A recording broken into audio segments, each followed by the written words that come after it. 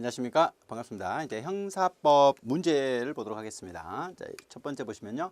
사람을 살해한 자는 사형 무기 5년 이상의 징역이 처한다. 형법 250조에 규정이 되어 있는데요. 성격이 아닌 것은 무엇인가 라고 물어보는데 이건 이제 조직규범은 아니에요. 조직규범이 어떤 거냐면 정부조직법, 그다음 국회법, 법원조직법 이런 것처럼 어떤 정부를 대통령, 국무총리 17개 부처로 정한다. 이제 이런 것들이 조직규범인데 이제 이건 조직규범은 아니고요. 행위규범이죠. 사람을 살해하지 말라. 사람을 살해하는 행위를 하지 말라. 강제규범이에요. 왜냐하면 사람을 살해하면 이렇게 처벌한다라는 거고 재판규범이기도 하죠. 만약 사람을 살해하면 사형무기 5년 이상의 징역에 판결을 내릴 수가 있기 때문에요. 정답 1번입니다. 자, 그 다음 보실까요? 경비견을 보관하는 경비원의 책임에 대한 설명으로 옳지 않은 것은 뭐냐. 경비원의 과실로 경비건이 고객의 애완동물을 죽인 경우 형사상 재물손괴죄의 책임을 진다라고 하고 있는데 이게 과실이죠. 과실 손괴죄는 없어요. 형사 책임에 이제 손괴죄의 경우는 고의만 처벌하고요. 이제 과실 손괴죄는 처벌하지 않고요. 민사적으로 배상만 할 뿐이지 형사 처벌은 안 됩니다. 경비원이 지나가는 행위를 물어 사망케 했다. 형사상 과실치사죄의 책임을 질 수도 있다. 그렇죠. 뭐냐면 경비원을 관리하는 주인이 과실이 있다면 과실치사죄가 되는 거예요. 자기가 뭐 행위를 한 것뿐만 아니라 자기가 관리하는 동물에 의해서 이루어져도 과실치사죄가 될 수 있고요.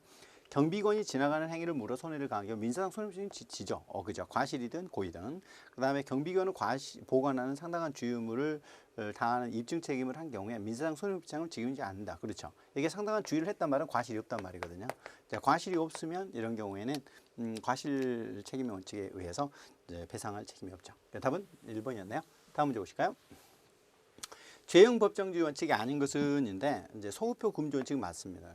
이게 행위시법주의라고 그래가지고 범죄 행위 당시에 처벌 규정이 있어야 되는 것이지 그 이전 행위까지 가서 처벌할 수는 없어요. 예를 들면 청탁금지법이다. 그럼 청탁금지법이 만들어졌는데 만들어지기 전에 청탁을 했다면 그건 처벌할 수가 없는 것이죠. 관습형법 금지 원칙이 있습니다. 형법은 형식적인 법률에 정해져야 되지 관습형법으로 처벌할 수는 없고요. 유추 해석하면 안 됩니다. 일단 명확하게 근거를 해야지 유사한 걸 끌어다가 쓸 수는 없고요. 자, 이게 답인데 상대적 부정기형 금지 원칙이라고 하고 있는데 이건 위반이 아니에요. 특히 이 소년범에 대해서는요. 상대적 부정기형이라는 것은 상한과 하한을 정해서 이렇게 하는 거거든요.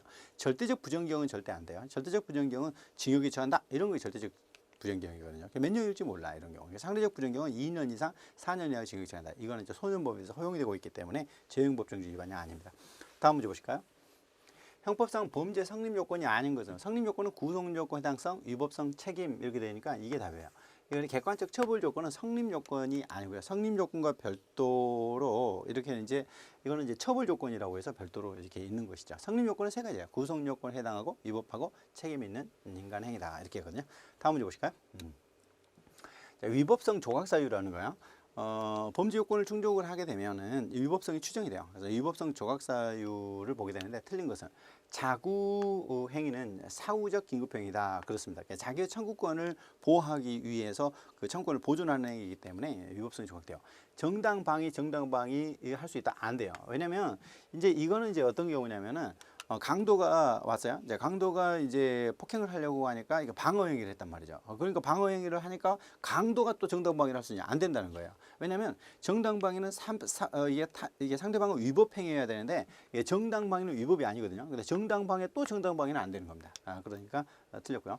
긴급 피난에 긴급 피난을 할 수 있다. 맞습니다. 이거는 긴급 피난은 가능해요. 왜냐하면 정대정이기 때문에 걔가 물려고 하니까 이게 이제 타인의 집으로 들어갈 수 있어요. 타인의 집으로 들어오려고 하니까 어떤 피난 행위를 하는 거 이런 건 된다라는 거예요. 정당 행위는 위법성이 조각된다. 그렇죠. 이거는 이제 뭐 사회상규에 반하지 않는 행위 이런 경우는 위법성이 조각됩니다. 위법성 조각사는 정당방위, 긴급피난, 자구행위, 정당행위 그리고 피해자 승낙 이런 것들이 있었습니다. 답은 2번입니다. 다음 문제 보실까요? 자, 물건을 배달하러 온 택배 기사를 강도로 착각을 했네요. 착각을 해가지고 폭행을 가한 거. 이거는 뭐냐면 지금 강도가 아니죠. 택배 기사인데 강도로 착각을 한 거예요. 이걸 오상방위라고 그래요. 정당방위는 실제 강도였던 거고 강도가 아니잖아요. 이제 강도로 오인했다는 거예요. 이런 게 오상방위예요. 과잉방위는 뭐냐면 강도는 강도인데 이게 정당방위 범위를 넘어서 예를 들면 뭐 이렇게 더 과도하게 폭행을 했달지 이런 경우가 과잉방위이죠. 이미 제압이 됐는데 막 두들겨 팼달지 뭐 이런 경우가 과잉방위 되겠는데 아무튼 정당방위 상황이 아닌데 정당방위를 오인한 경우는 오상방위라고 합니다. 다음 문제 보실까요? 의사갑이 그 사정을 전혀 알지 못하는 간호사를 이용해서 환자 의를 치료약을 대신 이렇게 했어요. 이런 거를 뭐냐면 간접정범이라고 이렇게 이제 하게 됩니다. 간접정범. 이거는 이제 왜냐면 알지 못하는 간호사잖아요. 이렇게 간호사가 직접 알고 했다면은 뭐 교사범이 된달지 이렇게 할 수 있는데 이거는 처벌되지 않은 자를 이용한달지 또 과시범으로 처벌하는 자를 이용하는 경우를 간접정범이라고 그래요. 그러니까 직접 행위를 하는 것이 아니라 도구로 쓴 거죠. 그러니까 타인을 도구로 써서 범죄를 했다면 이걸 간접정범이라고 합니다. 다음 문제 보실까요? 자, 공무집행을 방해할 의사로 공무집행 중인 공무원을 상해를 했다. 이제 그런 경우에 어디에 해당하는가라고 이렇게 하는데 보시면 공무 상해죄도 되고요. 그다음에 공무집행 방해죄도 되잖아요. 그러면 이게 두 개가 되는데 지금 이제 한 개의 행위죠. 한 개의 행위. 즉 상해를 했는데 상해죄도 되고 그다음에 공무집행 방해죄도 돼요. 이런 거를 상상적 경합이라고 해요. 한 개의 행위로 두 개의 구성 요건에 해당하는 경우를 상상적 경합이라고 하고 상상적 경합 경우에는 중환형으로 처벌한다. 이렇게 되어 있죠. 이제 예를 들면 폭탄을 하나 던졌는데 둘이 다쳤다. 이런 경우가 상상적 경합이 되겠습니다. 각각 총을 쏴서 죽였다. 이런 경우는 실체적 경합범이라고 하게 되고요. 답은 3번입니다. 다음 문제 보실까요? 형법상 미수범이에요. 범죄를 완성하지 못한 걸 미수라고 하잖아요. 다음처럼 옳지 않은 것은 미수범의 형은 기수범보다 감경하여야 한다라고 이렇게 되어 있는데 미수범은 기수범보다 반드시 감경해야 되는 것이 아니라 할 수 있다 이렇게 되어 있어요. 의무적 감경이 원칙이기 때문에 그래서 이게 지금 틀리네요. 범인이 자의로 착수했다. 이걸 중지미수라고 하는데 중지한 경우는 형을 감경 면제한다. 맞습니다. 이제 감면 한다. 이제 이렇게 되어 있기 때문에 맞는 말이고요. 그다음에 범죄의 음모가 실행의 착수에 이르지 않았는데 법률에 특별한 규정이 있을 때 처벌한다. 그렇습니다. 예비 음모죄는 특별한 규정이 있을 때 처벌해요. 미수도 마찬가지지만 실행의 수단의 착오로 인해서 결과 발생이 불가능하더라도 위험성이 있을 때는 처벌하되 형을 감경 면제할 수 있다. 이거는 뭐냐면 불능미수라고 그래요. 불능미수는 형을 감경 면제할 수 있다 이렇게 되고 그다음에 요걸 이제 중지미수라고 하거든요. 중지미수는 감경 면제한다 이렇게 되고 요걸 장애미수라고 그래요. 장애미수. 별 말이 없으면 이거는 이제 장애미수를 말하는데 장애미수는 감경할 수 있다. 그다음에 스스로 중지를 했다면 감경 면제한다. 그리고 불능미수는 감경 면제할 수 있다 이렇게 되거든요. 답은 1번이 답이 되겠습니다. 다음 문제 보시죠. 형법상 죄를 범한 사람이 약취 이게 유인한 자를 안전한 데서 풀어줬어요. 형을 감경할 수 있다. 별도 감경 규정이 없는 것을 물어봤는데 이걸 해방 감경이라고 합니다. 해방 감경 규정이라고 하는데 이런 경우는 이제 자수를 유도하기 위해서 두는 건데 풀어주기 위해서 인질 강요죄 있는데 이제 이게 답이에요. 인질 강도죄의 경우에는 이렇게 안전 풀어줬다고 해서 감경 규정이 있지는 않아요. 그래서 인질 강요, 인신매매, 미성제 약취인 이런 경우가 이제 규정이 있는데 인질 강도는 규정이 없어요. 여기에 나와 있는데 이게 체포 감금이나 인질 강도는 규정이 없기 때문에 이 정도는 좀 알아두셔야 되겠어요. 체포 감금죄나 인질 강도 이런 경우에는 없고요. 약취 유인이랄지 그다음에 인신매매랄지 이런 경우에는 일단 좀 더 안전하게 해주기 위해서 이렇게 감경 규정을 두고 있습니다. 다음 문제 보시겠습니다.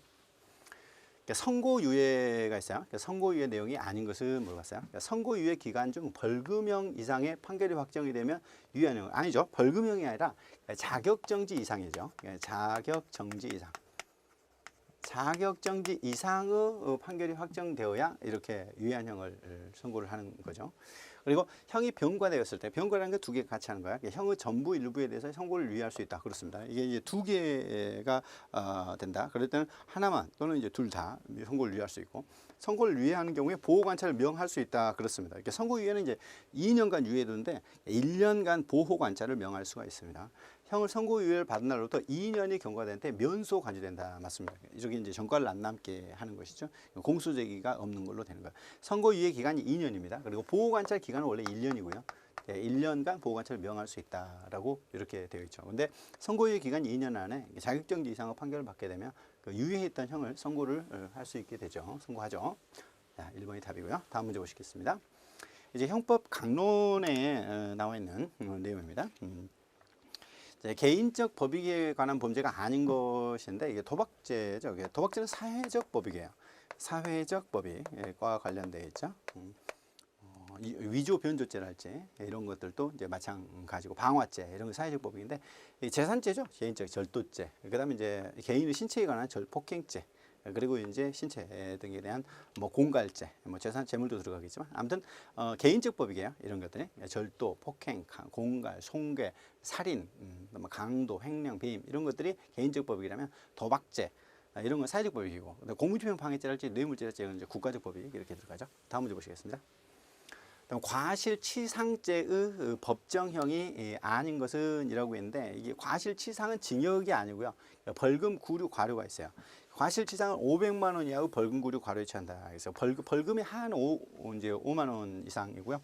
구류는 1일 이상 30일 미만, 그다음에 과료는 2,000원부터 5만 원 미만까지 인정이 됩니다. 징역은 이제 1월 이상 이렇게 되는데 과실치상죄는 또 반의사불벌죄였죠. 합의하면 처벌할 수 없는 범죄인데 징역형은 없어요. 실수로 이제 주의무 위반해서 상해를 입힌 거죠. 다음 넘어가시겠습니다. 형법에 규정된 범죄가 아닌 거, 컴퓨터 사기 있었고요. 이게 답이죠. 과실손괴죄는 없다고 그랬죠. 그 고의 손괴는 있는데 과실손괴죄는 처벌 규정이 없습니다. 그리고 직권남용죄 국가적 법익이 있었고 인신매매죄 규정이 있었죠. 컴퓨터 등 사용 사기죄도 있습니다.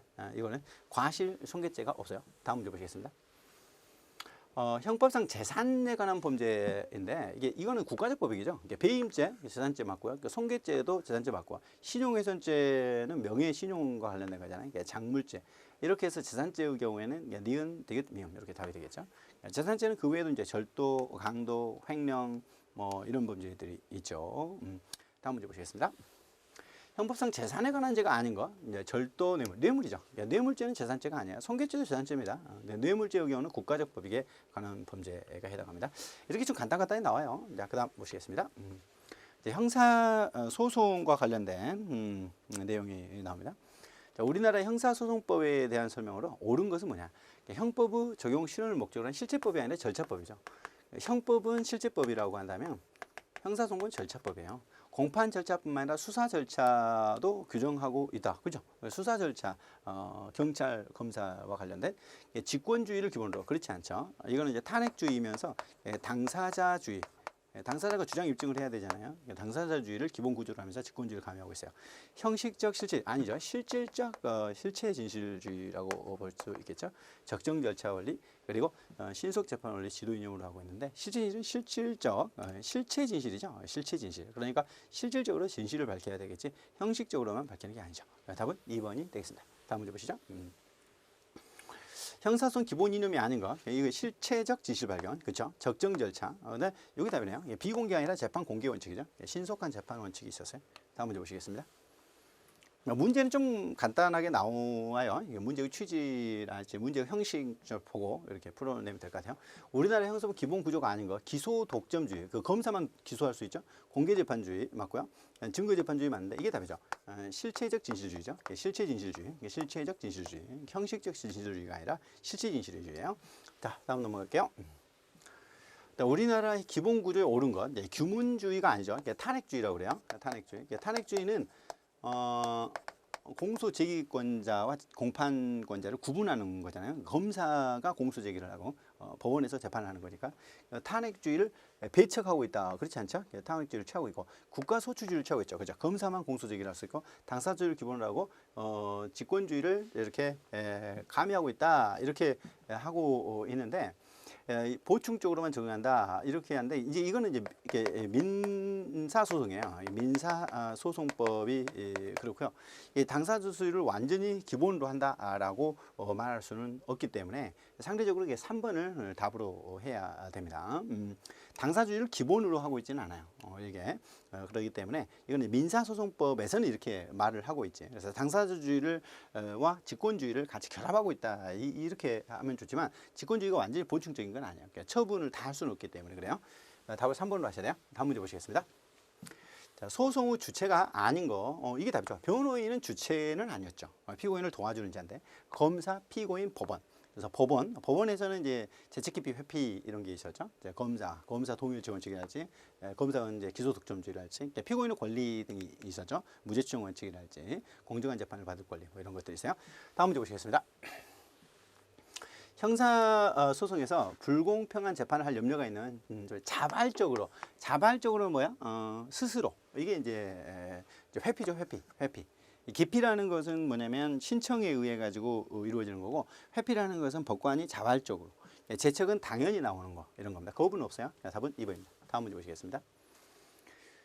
자, 법관이 불공평한 재판을 할 현재 법정 사유가 있을 때 해당 법관이 그 재판에서 배제돼야 돼. 이건 이제 재책 사유라고 하죠. 당연히 이제 배제되는 걸 재책 사유.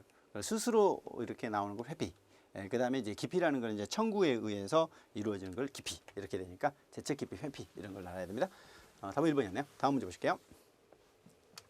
형사소송에서 피고인에 대한 설명으로 제하는 거. 피고인은 이제 공소가 제기되었을 때 우리는 이제 피고인이라고 하는데, 피고인은 진술 거부권을 가진다. 그렇죠. 피고인은 당사자로서 검사와 대등한 지위를 가져요. 그래서 변호인 접견권을 갖죠.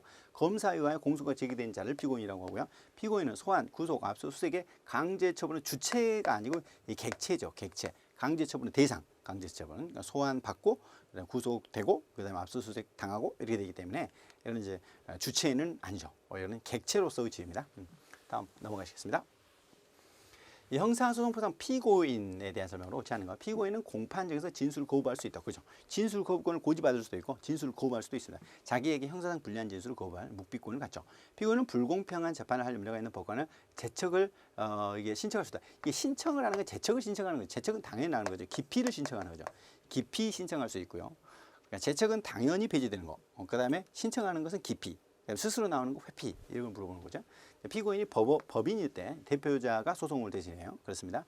법인의 대표자가 신체를 구속당한 피고인은 변호인과 접견할 수 있죠. 그렇죠. 여기에 피고인은 변호인 접근권이 있기 때문에 그렇습니다. 답은 2번이 되겠습니다. 다음 문제 보시죠. 형사소송법상 형사 피고인이 변호인 없는데 직권으로 이게 국선 변호인을 선정할 경우가 아닌 거예요. 이제 구속되었을 때 있었죠. 미성년자 있었죠. 그다음에 심신 장애가 의심이 될 때 있었는데 여기 답이죠. 3년이죠. 3년. 단기 3년 이상. 단기 3년 이상 금고에 해당하는 사건 이렇게 되어 있었기 때문에 이건 징역이죠. 또 징역 금고니까 금고도 되는데 3년 이상 요게 틀렸네. 그렇죠. 그리고 이제 뭐 빈곤하달지 이럴 때 신청에 의해서 청구에 의해서 이루어지는 것도 있었죠. 이런 거 잘 기억을 하셔야 되죠. 이렇게 구속되었을 때 그다음에 미성년자 70세 이상 그리고 농아자 그리고 심신장애 그리고 이제 단기 3년 이상 단기예요. 장기가 아니라. 그리고 빈곤 등으로 해서 청구가 있을 때 이때 이제 국선 변호인을 선정할 수 있죠. 다음 문제 보실까요? 형사소송법상 이제 고소 고발에 대한 설명으로 이제 옳은 것은 뭐냐 이렇게 물어봤어요. 고소를 취소한 자는 다시 고소할 수 없죠. 재고소가 금지됩니다. 한 번 고소를 했다가 취소를 했다, 그럼 다시 고소 안 된다. 고소 취소는 대법원 확정 판결 아니죠. 고소치는 1심 판결 선고 전까지. 1심 선고 전까지 가능하다고 그랬죠. 그다음 피해자의 법정 대리는 피해자의 동의 없이도 독립하여 고소할 수 없다. 아닙니다.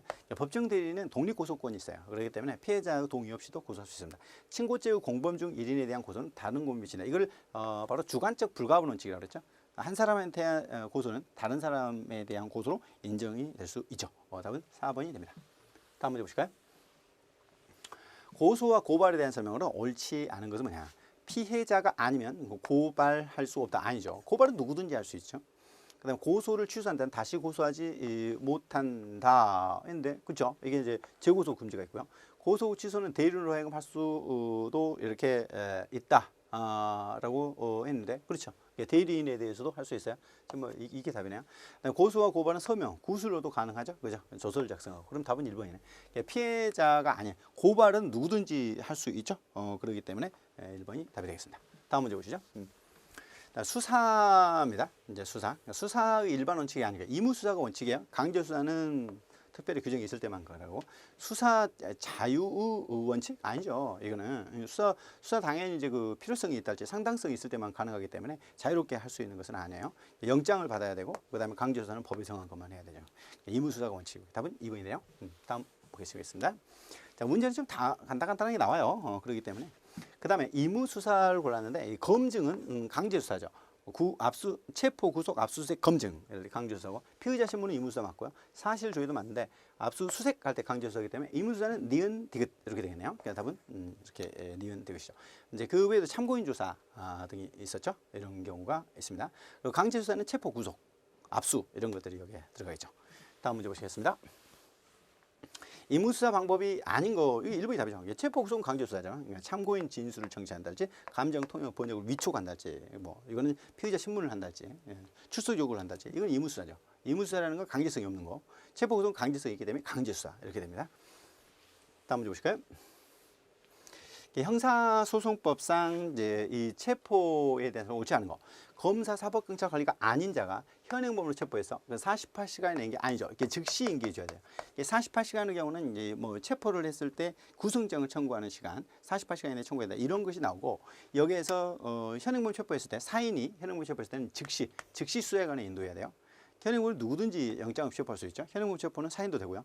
검사, 사법경찰관은 피의자 체포 시 피의 사실 요지, 체포 이후 변호인 선임할 수 있음을 말하고 변명 기회를 주어야 한다. 그렇죠. 이게 미란다 원칙이라고 하죠. 그다음에 검사가 체포한 피의자를 구속하고자 할 때 체포한 날로부터 48시간 내에 구속영장을 청구만 하면 되죠. 맞죠? 구속영장을 발부받아야 되는 것이 아니라 청구만 하면 되도록 이렇게 돼 있었습니다. 정답은 1번이 되겠네요. 다음 문제 보실까요? 다음 가로 안에 들어갈 숫자를 물어봤죠. 형사소송법상 검사, 사법, 경찰관이 피의자를 긴급 체포했어요. 그러면 구속하고 싶어? 그럼 몇 시간? 48시간. 48시간 이내 청구만 하면 된다고 그러죠. 구속영장을 청구만 하면 되죠. 영장 청구할 때도 마찬가지였는데 정답은 3번이네요. 다음 문제 보시겠습니다.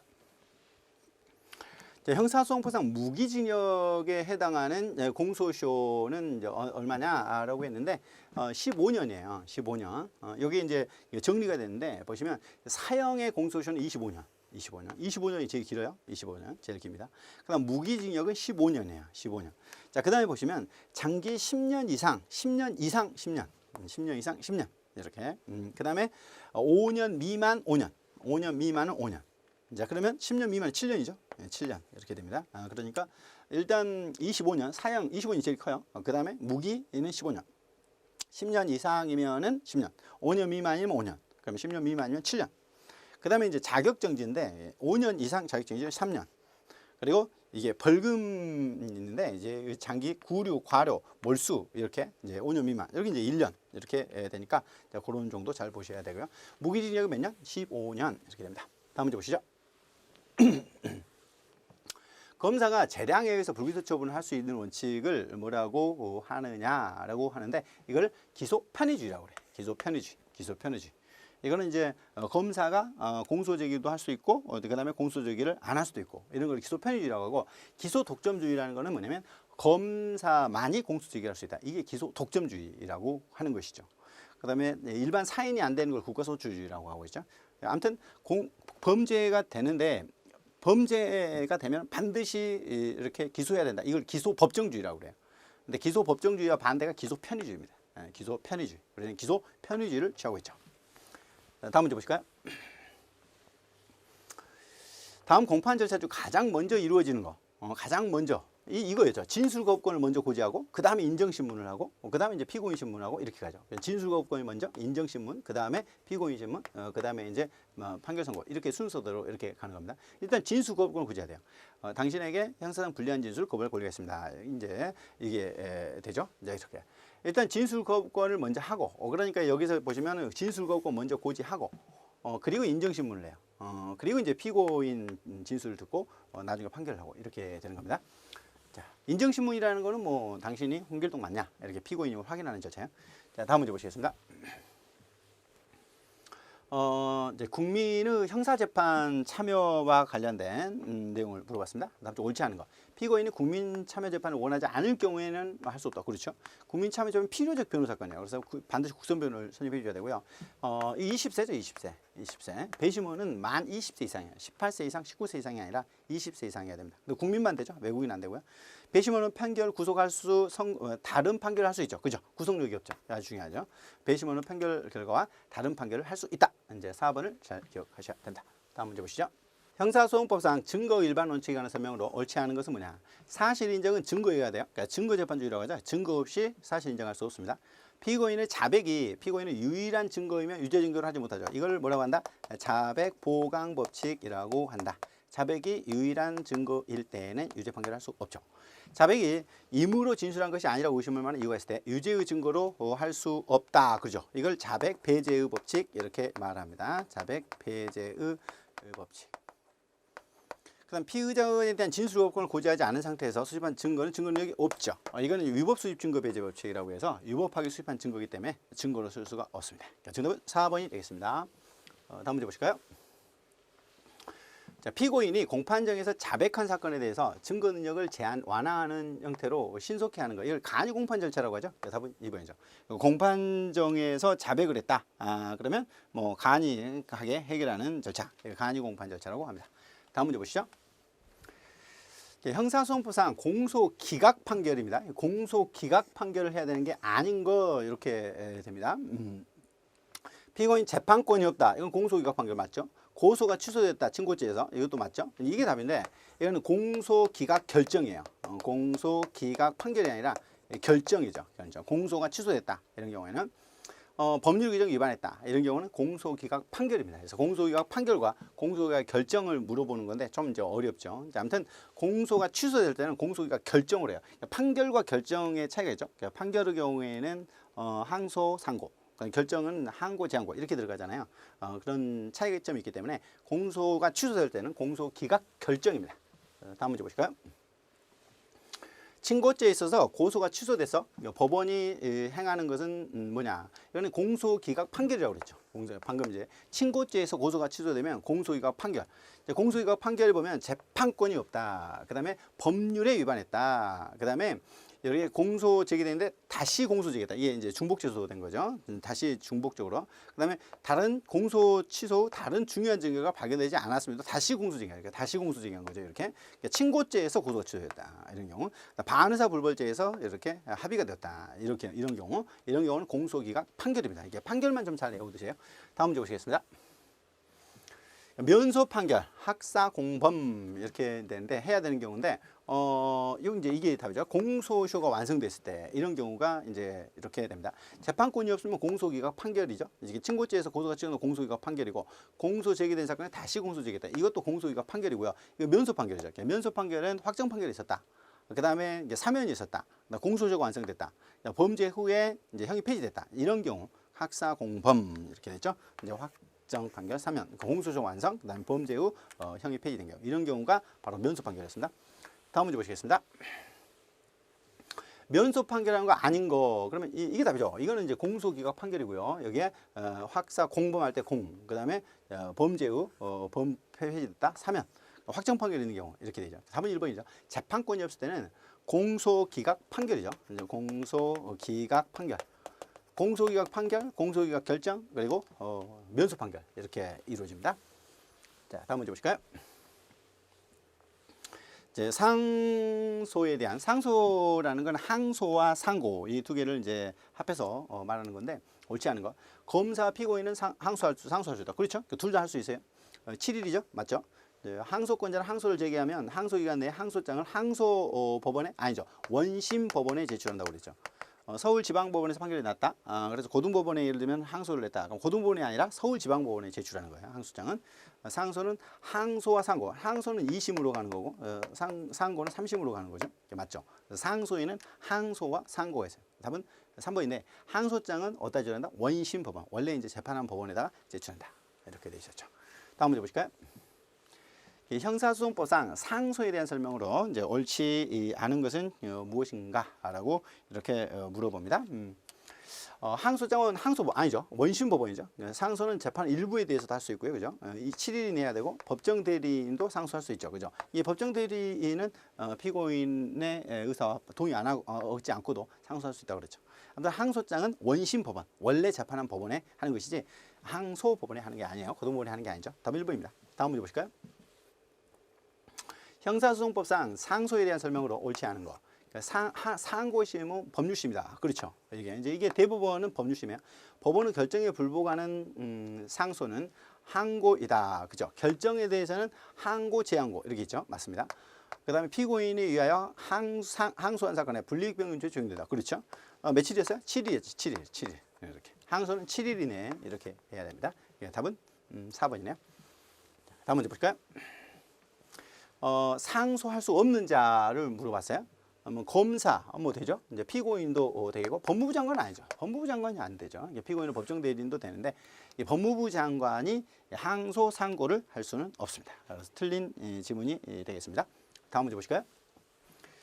형사소송법상 비상상고는 대법원으로 바로 올리는 건데 옳지 않은 것은 뭐냐? 검찰총장은 판결의 확정 후에 그 사건이 심판이 법령에 위반됐다. 그럼 대법원에 비상상고를 할 수 있다. 맞습니다. 법률 위반될 때 공판기일에 검사는 신청서에 의해 진술을 해야 하고 맞습니다. 대법원은 신청서에 포함된 이유에 한하여 조사해야 되고요. 비상상고가 이유 없다 했을 때는 결정으로 이렇게 하는 게 아니고요. 이거는 틀렸죠. 판결로 해야 돼요.